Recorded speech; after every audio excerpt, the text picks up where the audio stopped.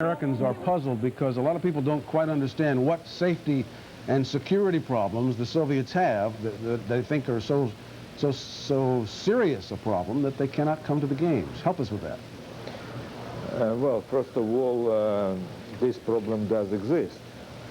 It is evident on the basis of more than one public statement, numerous interviews by the organizers of so-called coalition to ban the Soviets and other extremist organizations and groupings that proclaim their basic aim, as far as the Los Angeles Olympic Games is concerned, to provide the unbearable, unacceptable conditions for the stay of the Soviet sports delegation, of the Soviet sportsmen. I may rather refer to the interview given by Mr. Belsiger to the newspaper Philadelphia Inquirer, to many publications that are being distributed by this coalition, which claims to unite some 165 different anti-Soviet, anti-communist, ultra-rightist, extremist, terrorist sometimes organizations. And they say that first they would like to organize numerous gatherings, manifestations, demonstrations under anti-Soviet slogans. They state in those documents that they're going to use billboards all over the city in order to make anti-Soviet slogans, slanders, anti-Soviet slander, that they are planning to organize a number of other acts which is burdened with the physical possibility of physical violence against the Soviet athletes. That's it. You have said, and your colleagues have said, that you're not afraid of defectors, but you are afraid of kidnappings. Who do you think would kidnap your athletes, and for what reason?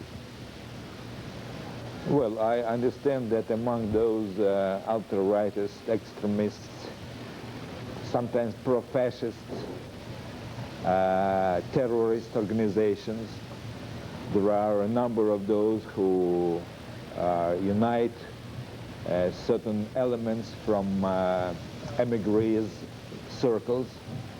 Well, to mention one of them is Alpha 66 from Cuba, a number of organizations from Baltic republics of the Soviet Union, from other socialist countries of Eastern Europe, and a number of those organizations are well known for their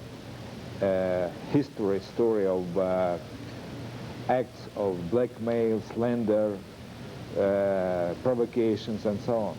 Mr. Setounski, what could the U.S. officials do that would ease your fears and perhaps change your mind? Well, this is not, of course, fears, because... but what could the United States do at this point? What could we do to make you change your mind? It's a kind of concern, legitimate concern. I think that the American sides could have done this it's up to American side to think and to take appropriate measures. I'm not going to prompt and to advise. I'm not an advisor to the authorities how to deal with this problem. The only thing I can say and claim that those conditions of safety was not secured, was not provided. As to the question what the American side could do, it's up to the American side, not up to me. Let me run past you, please, several theories that are popular in this country as to why the Soviet Union may have taken this action, in addition to, or rather than, the answers you've given us here and that your government has given.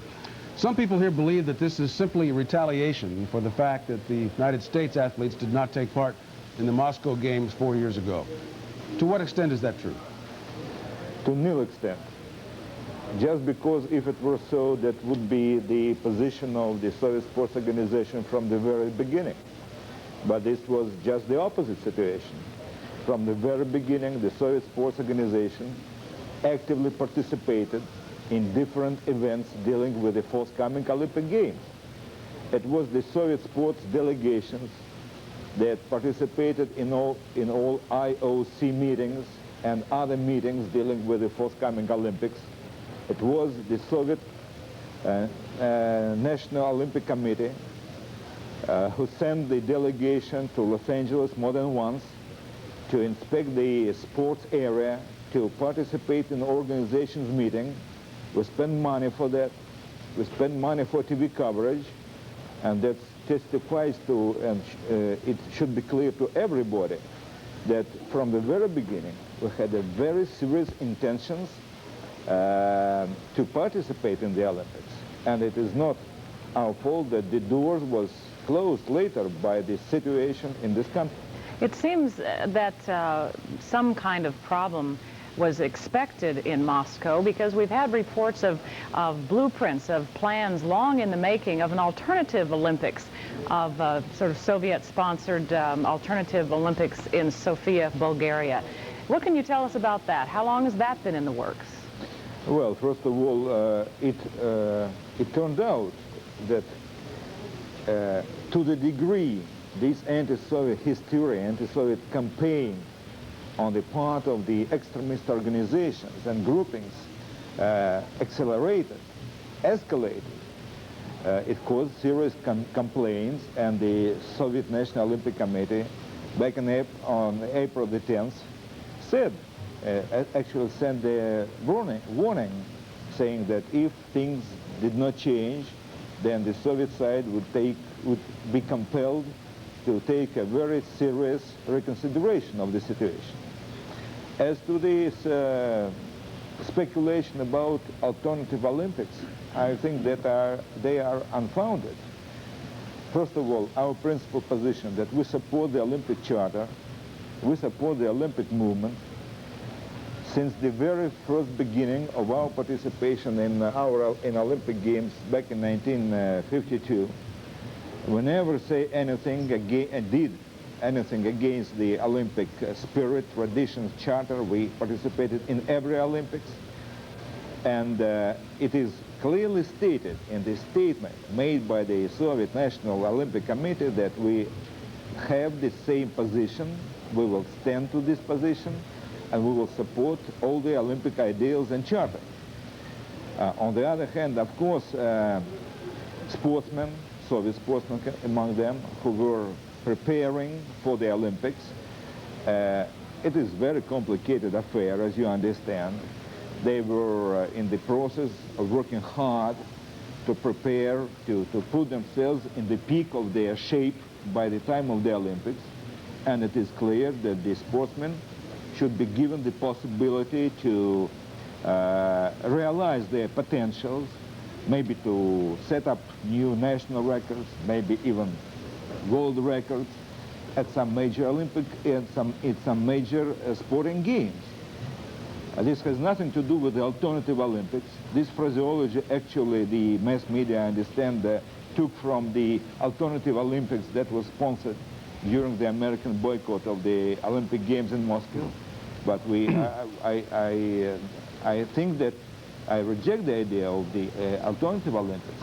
But to have and to set up some major national or international sporting games in order to give the possibility to the sportsmen to realize their dreams in terms of showing, good results, set up records and so on, that's quite a different business. All right. And I think this Soviet sports organization is quite right to, when they plan to have a kind of major sports events in order to realize those aims.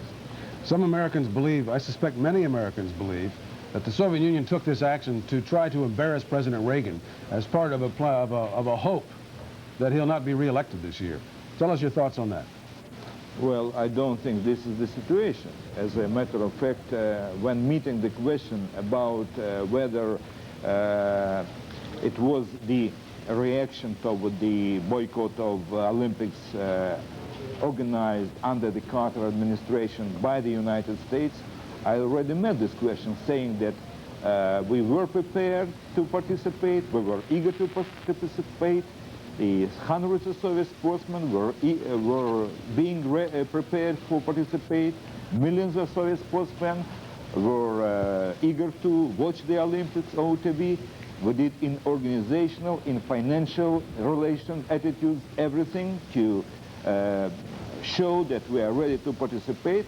And that's why the speculation about dealing and trying to connect the politics with the sport is totally false in my judgment.